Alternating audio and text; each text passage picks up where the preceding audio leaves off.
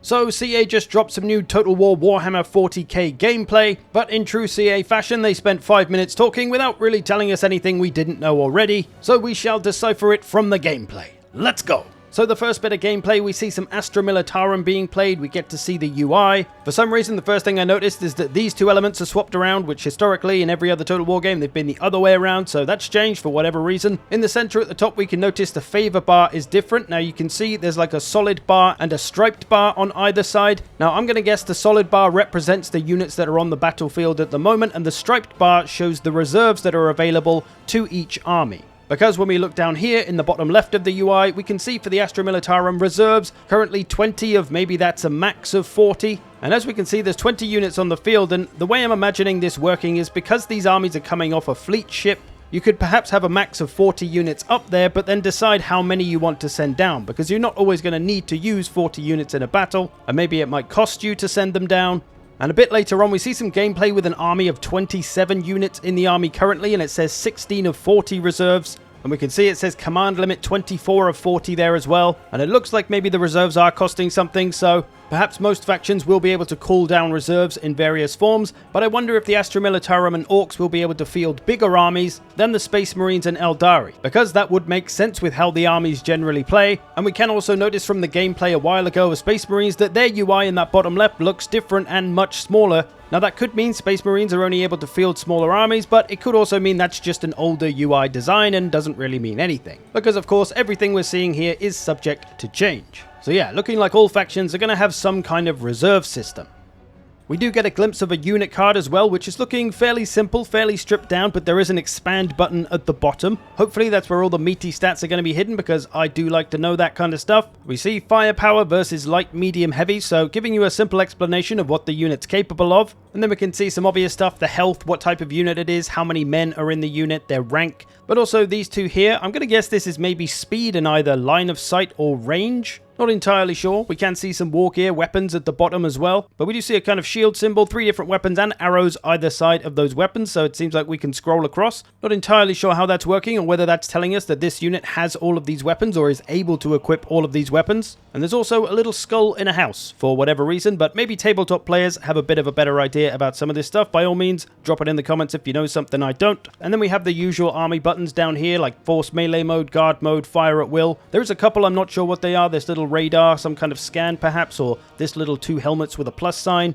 And over on the other side of the map, above the minimap, we can see what's assumedly a bunch of army abilities to be able to get fleet bombardments and things like that, which it's probably safe to assume that every faction will have. And of course, we're seeing a whole bunch of units from the Astra Militarum roster. We see Commissars, we see Cadian Shock Troopers, Ogren, some more elite troops there, maybe some Kazakin, bunch of tanks, Sentinels, a Baneblade in there. All the stuff you'd probably be expecting from the Astra Militarum roster. And the same with the Orcs. We can see the units we'd expect here, various boys, knobs, mega knobs, storm boys, death dread, stompers, all the great orky stuff. What they also sneakily show us is how our units take cover. So watch here as these units get stretched across this cover, and you can see it kind of assigns the units into various places. And for the guardsmen, it seems pretty damn natural. I've seen people in comments saying that they were worried guardsmen were going to look a bit too Napoleon, a bit too regimented, kind of rectangular gun line, where they perhaps kind of should be more like this, where they're still sort of in a gun line, but more using the terrain and the cover that's available, rather than always strictly standing in a rectangular formation.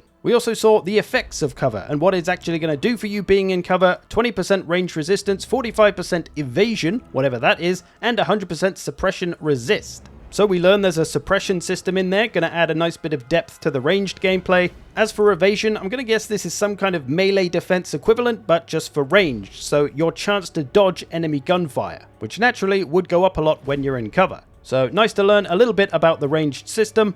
Also, shout out to these pretty smooth animations of guardsmen jumping over sandbags. A small detail, but very nice. So from this and all we've seen so far, I think it's safe to say that battles are looking pretty damn good. It's nice to see a bit of depth to the range system with the cover and the destruction to buildings, and how that's going to change how you move through a level and what you can stop the enemy having or taking advantage of. And overall, it's going to feel a little different, especially if you've only played Total War Warhammer, the Warhammer Fantasy version of this game, because it's mostly melee focused, whereas this game is maybe a little more on the range side. There's still going to be plenty of melee, But for some factions, there's definitely going to be more thought required on your terrain and how you use it and cover, and taking advantage of your ranged power. And of course, one can't help but notice how glorious everything looks, really capturing the 40k vibe damn well with their map design. The maps are also looking pretty damn huge from this and what we've seen previously, so going to be lots of space to work with.